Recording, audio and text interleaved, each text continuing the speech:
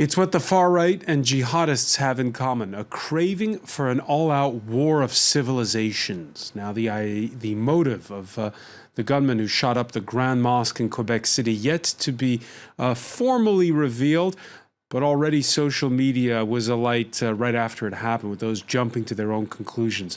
We're going to go after hard facts, go over the hard facts, and of course, go over the context of what has stunned the province of Quebec and the nation of Canada. The attack coming at the conclusion of a weekend of protests south of the border against President Trump's temporary ban on citizens from 7 Muslim-majority nations.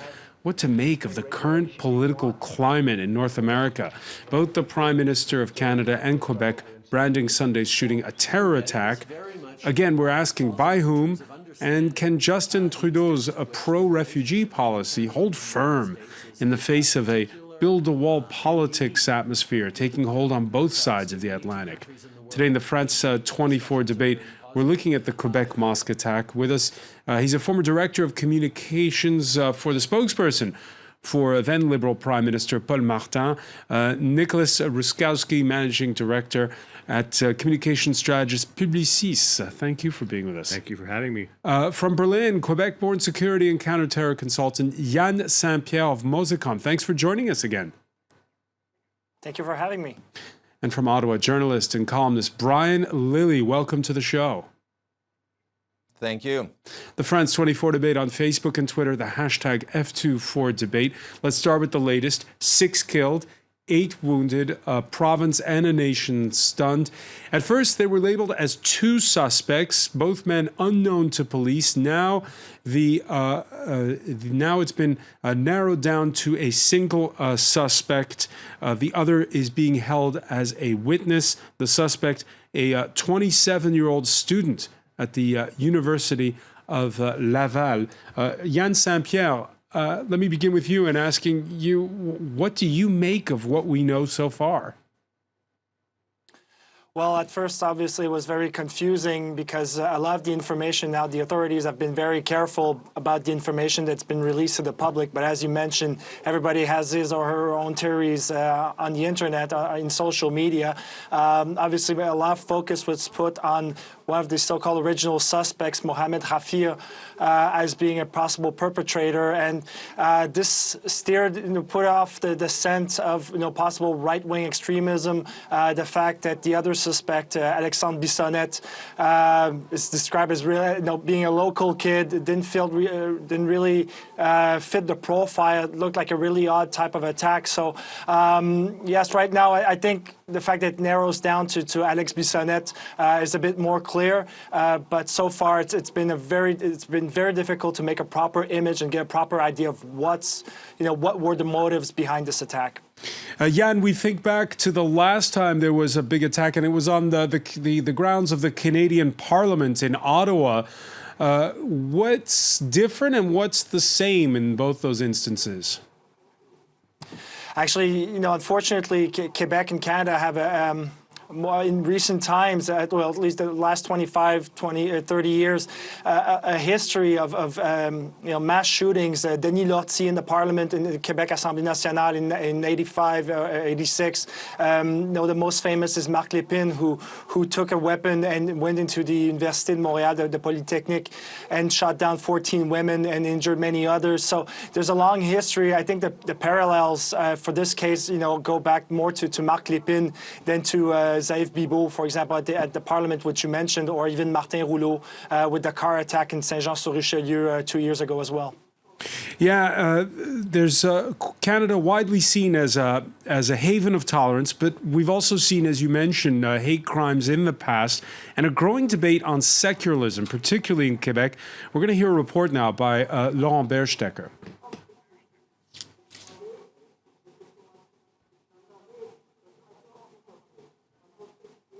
It was the first country to adopt multiculturalism as an official policy. Since the 1970s, Canada has been perceived as a tolerant and open-minded nation, one which welcomes migrants and refugees and celebrates cultural differences. Yet over the past few years, immigration has grown into a hot-button issue, National statistics show hate crimes against Muslims almost doubled between 20... All right, we're going to interrupt that report to go over to the Canadian Parliament. Prime Minister Trudeau is speaking. Perdu la vie et beaucoup d'autres seraient gravement blessés. Ces personnes ont été visées uniquement parce qu'elles pratiquaient leur religion. Il s'agit d'un acte terroriste. C'est une attaque contre les valeurs les plus profondes et les plus chères aux Canadiens, l'ouverture, la diversité et la liberté de religion. Canada, Nous portons dans nos cœurs les victimes. we're holding in our hearts the Certains de nos victims. concitoyens, des Canadiens ordinaires, We're thinking étaient of des our frères, compatriots, des oncles, ordinary des pères, citizens, des amis, brothers, c'étaient des gens de foi, fathers, de friends. communauté. They were En un people of clin faith and of d'œil, community. Un acte de violence insensé leur a arraché la vie. A nonsensical act of Il y a un lien violence très personnel entre cette communauté et leur député. Le député de Louis Hébert les connaît attacking bien. the Lui qui a community visité and ce centre à that plusieurs of reprises, their MP. justement avec eux en ce moment. Et à chacun de mes 337 collègues dans cette chambre, And to the 337 colleagues of this je rappelle parliament, que nous sommes tous des leaders dans nos communautés. I remind you that we're Dans all les moments leaders in comme our community. celui-ci que nos communautés ont besoin de notre leadership. And it's at times like Dans les these that moments they comme need the celui-ci leadership que of our nous community. devons nous montrer dignes de l'honneur That we must show qui nous est ourselves donné de siéger dignified dans cette chambre et de représenter les and Canadiens. worthy of the honor of representing Donc, tendez Canada. la main à vos amis, à vos voisins. So stretch out your hand to your friends, to your Soyez là neighbors. pour ceux que in vous your community. représentez, ils ont besoin. Be there to represent them when they need them. Personnes blessées, aux familles des victimes, à To la those population wounded, de Québec et à tous les Canadiens. to the families, to the people of Quebec, and to all Nous Canadians, allons aller au fond des choses. Un tel let it acte be known de that we'll violence get to the bottom n'a pas of sa this. place dans la société canadienne. Violence like this has no Je place tiens in à Canadian exprimer society. toute ma reconnaissance aux premiers répondants et à remercier la police locale, I les autorités municipales, ainsi want que le to gouvernement pay du tribute to Québec. first responders Je and, tiens à and assurer to les authorities. Canadiens que nous allons travailler ensemble et de près au cours I des prochains want to jours. tell Canadians we're going to work together J'aimerais aussi and remercier closely les over the nombreux coming leaders days. politiques et religieux I want to partout thank dans the le monde numerous qui ont communiqué political and religious avec nous leaders depuis les across the événements world d'hier soir. who've communicated with us Pensées, since last night's vos events. condoléances sont grandement appréciées. Your thoughts, your Canada condolences are est greatly depuis longtemps appreciated. Un pays diversifié. Canada has been for a long time Nous a faisons diversified preuve de nation. compassion et nous sommes généreux. We've proven our Reconnaissons que nous compassion sommes and our forts, generosity. non pas malgré nos différences, mais bien grâce à celles-ci. That comes Dans des not moments tragiques despite our comme differences, celui-ci, but because nous of those devons nous differences. montrer unis It's in pour times aller of de l'avant. tragedy like this that we have to be Les Canadiens unified to ne go vont pas se forward. laisser abattre par cette violence. Notre énergie et notre unité Canadians won't n'en ressortiront let themselves be dragged Les down by auteurs this. de tels actes cherchent à mettre à l'épreuve The authors notre of such an act détermination à are trying ébranler nos to valeurs. test our Ils cherchent à nous values, diviser, to à divide us, semer la discorde et la haine. to Nous n'allons pas fermer create nos a esprits. fracture between us Nous and allons hate. ouvrir nos cœurs.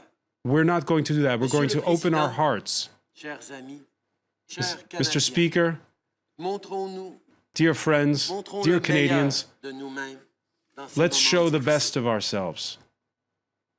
Je tiens à m'adresser directement aux plus d'1 million de Canadiens de confession musulmane. I want to address myself to the more than 1 million Canadians of 36 Muslim heritage. millions de Canadiens ont aussi le cœur brisé. 36 million other Canadians also have a broken heart. Vous apportez une contribution And we- inestimable au pays que nous partageons. Vous êtes ici chez vous. We recognize the inestimable D'hier soir contre la contribution you make to our communauté society. musulmane You are est un here acte in your terroriste home. contre le Canada et contre tous les Canadiens. It's an attack against Canada and against all Ensemble. Canadians. On va se défendre. We're going et to on cry sera together. toujours. We're going to defend ourselves. Au cours des prochains jours, je nous invite à nous réconforter les uns les autres. Over the next few days, I invite Porterons le deuil de cette attaque, everyone cette to attaque comfort each dévastatrice, other, et puis nous to get prendrons le over chemin the de la guérison ordeal of this attack, ensemble. and to begin the healing process together. pays. in our community, our country. Les Canadiens ne vont pas se laisser intimider. Canadians won't Nous let n'allons themselves pas be répondre intimidated. à la violence par la violence. To answer Face à la violence peur by et à la violence. haine, nous répondrons par l'amour Against hate, et la compassion. we'll answer with love and compassion. Mr. Speaker, it was with shock and sadness that Canadians heard about a despicable act of terror last night in Quebec City. By current counts, 6 people worshipping at the Quebec City Islamic Cultural Center have lost their lives, with many others seriously injured. This was a group of innocents targeted for practicing their faith. Make no mistake, this was a terrorist attack. It was an attack on our most intrinsic and cherished values as Canadians, values of openness, diversity, and freedom of religion. Our hearts go out to the families of the victims. These people were just that, people, ordinary Canadians. They were brothers, uncles, fathers, and friends. These were people of faith and of community. And in the blink of an eye, they were robbed of their lives in an act of brutal violence. I know that already there's a deeply personal connection here in this very house. The Member of Parliament for Louis-Hébert knew this community and has joined them at the centre many times. He's with them now as we speak today. And to each of my 337 colleagues in this House, Mr. Speaker, remember that we are all leaders in our communities. At times like these, our communities need our leadership. It is in these moments that we must show ourselves worthy of the honour of sitting in this place. All right, there we're hearing the Canadian Prime Minister Justin Trudeau making the speech first in French, now in English there at the House of Commons. We're in the company of Nicholas Ruskowski of Publicis Consultants, a former Director of Communications for the Speaker of that House, who we're also with Yann Saint-Pierre, counter-terror consultant with Mosecon, who's with us from Berlin, and from Ottawa, journalist and columnist Brian Lilly. Nicholas Ruskowski, your reaction to the words we just heard? I only moved to France back from Canada about 6 months ago, so my first reaction, not to sound too partisan, is a bit of nostalgia. This is exactly what I would expect to hear from this particular Prime Minister and this particular political party, at least on the basis of the last few years of Liberal public policy on this front. And so I would be dishonest if I said I was not 100% endorsing the message that he just delivered. Brian Lilly, he struck the right tone? Well, I think so. What most people are trying to figure out now is what happened and why. The Prime Minister either doesn't know or likely does know but isn't saying. And I think that, he's speaking words of comfort. The country needs to hear that. But nobody's really answering the other question that everyone has, which is why. And what are your thoughts as we begin slowly to have more information? A 27-year-old unknown to police services. What are your thoughts on this, Brian? Well, I watched the news conference from the police this morning, and I've covered police straight across Canada, not Quebec City, but I've covered the RCMP, Montreal Police, the Sûreté de Québec. They were all there. And they, at that point, weren't saying anything about the suspects. They wouldn't give their names, their ages. They wouldn't even give approximations. They wouldn't speak to, even if they were known to police. All of this coming out later in dribs and drabs. It was due to good journalism by people on the ground, finding out the names and putting out both Alexandre Bissonnette and Mohamed Kadir, and then police coming forward and saying, oh, hold on, only one's a suspect. And even at that, last I checked just before going on, they weren't officially saying the suspect was Bissonnette, but that is what's leaking out. So this is leading to people coming up with their own theories, as you were saying. It's going to lead to fake news, which we saw in the early hours of this, of it being blamed on white supremacists. When there's an incident like this, the soothing words of the Prime Minister are great, but you also have to have the authorities step forward and give the public what they know. I mean, they can give more than they have without compromising the investigation. I've seen this in criminal investigations and terrorism investigations. But what they're doing right now is allowing people to come up with their own concepts, their own theories, push them online. That's not good for anybody right now. Yann Saint-Pierre, you agree? Absolutely. I think if anything that's been taught or learned in the last couple of years is a way of transparency from a state prosecutor like François Molins or other authorities. We've seen it in Berlin in December, how problematic that was. Last summer in Munich, same thing. In France, a couple of years ago after Charlie Hebdo, there were similar issues. I mean, this is really, at this point in time, we live in an age where whether it's real, whether it's fake, it's taken at face value very often. This leads to more trouble. And I think, the authorities, this joint task force in Quebec really needs to have a full and proper press conference and try to dismiss some of the speculation going on. But to come back to the speech by the Prime Minister, I think he said it very clearly without mentioning the words, but I think he's really said this is right-wing extremism, for attacking people only for their faith. He alluded to it in very harsh tones.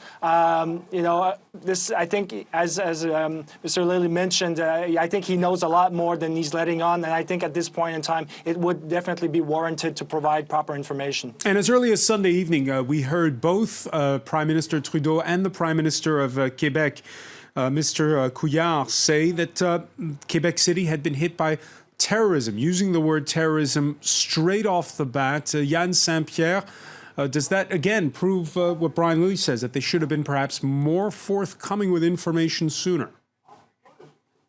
I think my first reaction when I saw it was thinking back to the attack in Nice last year, because that was one of the things that were one of the criticisms against Prime Minister Hollande, and was that he referred to terrorism way too quick for the investigation for the needs of the time. And I think last night this was exactly the case. Everybody got carried away. It felt like terrorism, looked like it, but everybody went into the same pot and labeled it right away. So I think from that point on, if you're not able to be straightforward and provide accurate information, then you're creating an even greater problem, and we've seen it throughout the course of the day. All right, so police need to go faster with coming up with information, and authorities, politicians need to go a little slower with labeling it, is the message there from Yann Saint-Pierre. We'll be back, and we're going to look at the context of what happened in Quebec City with what's going on more broadly in North America. You're watching the France 24 debate.